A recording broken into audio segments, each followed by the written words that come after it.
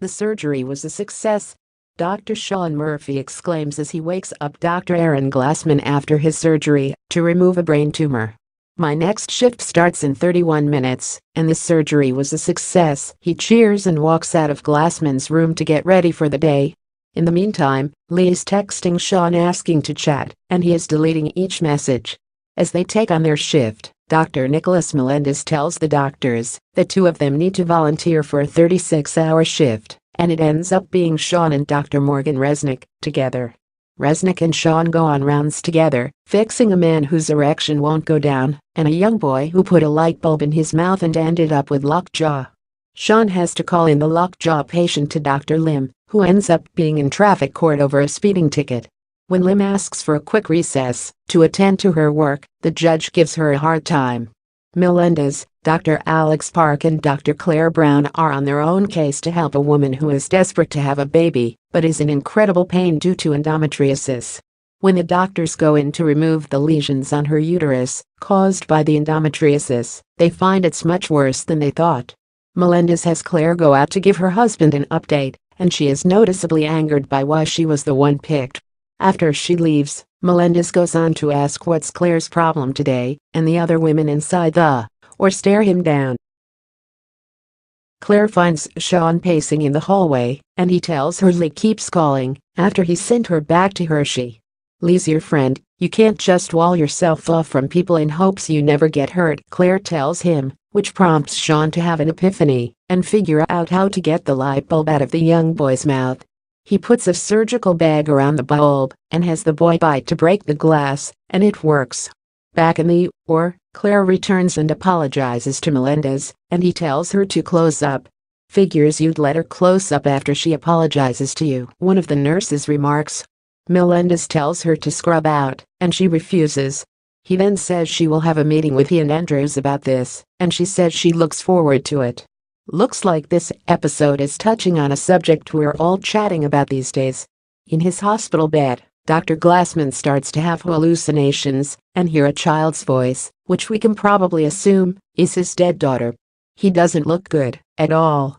Sean, on the other hand, has worked through lunch and is patching up a patient's bloody foot when a nurse tells he and Resnick that their erection patient is back.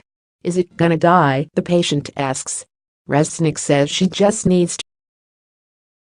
On the endometriosis case, the doctors find another lesion after each removal. As she begins to crash, Melendez and his team open her up to save her. He suggests removing the uterus, which would mean the patient wouldn't be able to fulfill her dream of having children, but Claire suggests a different way.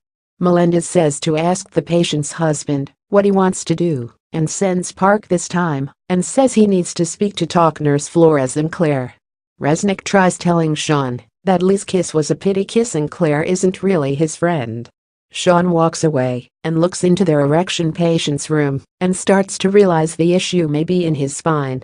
Lim, who is behind bars for being in contempt of court, is let out and says she's going to sue the judge.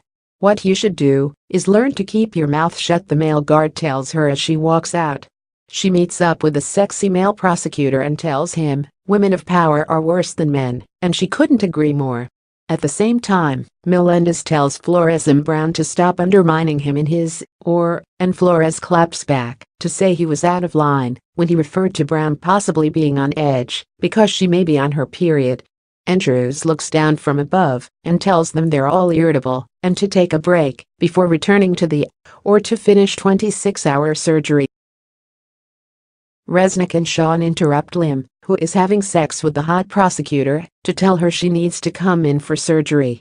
In surgery, both Resnick and Sean hit their point of fatigue 28 hours into the long shift.